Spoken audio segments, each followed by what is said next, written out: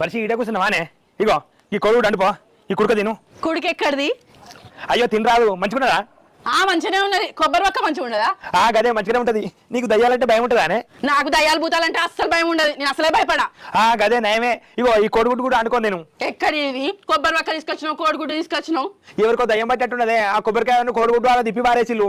పారైతే అందరు పక్కపట్టి పడిపోతారు. నేనే మంచిగా పట్టుకొని వచ్చిన కొబ్బరికాయను కోడిగుడ్డు. ఇవి మంచిగున్నది కదా కొబ్బరికాయ కోడిగుడ్డు అనుకొని తినిపో.